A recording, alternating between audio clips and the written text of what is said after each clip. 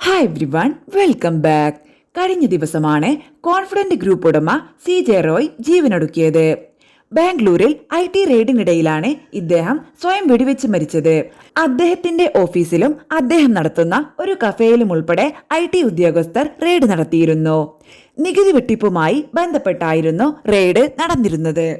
കടബാധ്യതയില്ലാത്ത business ലോകം. അമ്പരചുംബികളായ കെട്ടിടങ്ങളെക്കാൾ ഉയരെയായിരുന്നു റോയിയുടെ സ്വപ്നങ്ങൾ. ഗുരുവായൂരിൽ ജനിച്ച് ബാംഗ്ലൂരിൽ വളർന്ന് മെക്കാനിക്കൽ എഞ്ചിനീയറിംഗിൽ ബിരുദവും സ്വിറ്റ്സർലാൻഡിൽ നിന്നും ബിസിനസ് മാനേജ്മെന്റിൽ ഡോക്ടറേറ്റ് നേടിയിട്ടുള്ള തുടക്കം.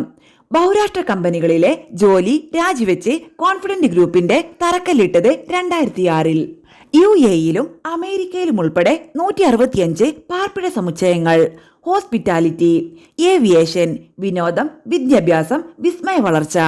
ആഡംബര കാറുകളോടുള്ള പ്രിയം 12 റോൾസ് റോയ്സിൽ എത്തിച്ചു. 94-ൽ മാരുതി 800-ൽ നിന്നായിരുന്നു തുടക്കം. സൗഹൃദങ്ങൾ സിനിമയിലേക്കും നീണ്ടു. മരക്കാറും കാസനോവയും ഉൾപ്പെടെ ബിഗ് ബഡ്ജറ്റ് സിനിമകൾക്ക് മുതൽ മുടക്കി. റിയാലിറ്റി ഷോകളുടെ സ്പോൺസർഷിപ്പോടെ പ്രേക്ഷക ഹൃദയങ്ങളിലും സ്ഥാനം പിടിച്ചു.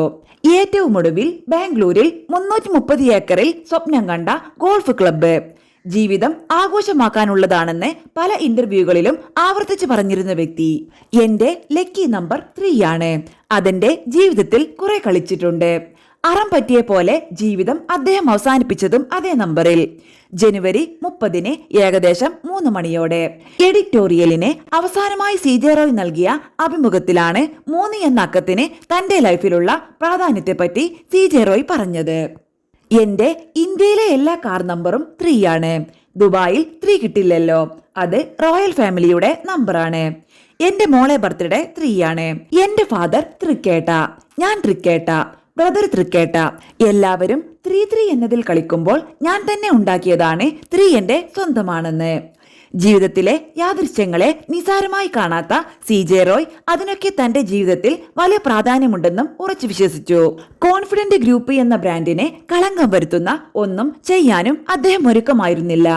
ഈ ജീവിതത്തിൽ ഇനി ആഗ്രഹങ്ങളൊന്നുമില്ലെന്നും ഈ നിമിഷം മരിച്ചാലും സന്തോഷവാൻ ആണെന്ന് പറഞ്ഞാണ് അദ്ദേഹം എഡിറ്റോറിയലിന് നൽകിയ അഭിമുഖം അവസാനിപ്പിച്ചത്.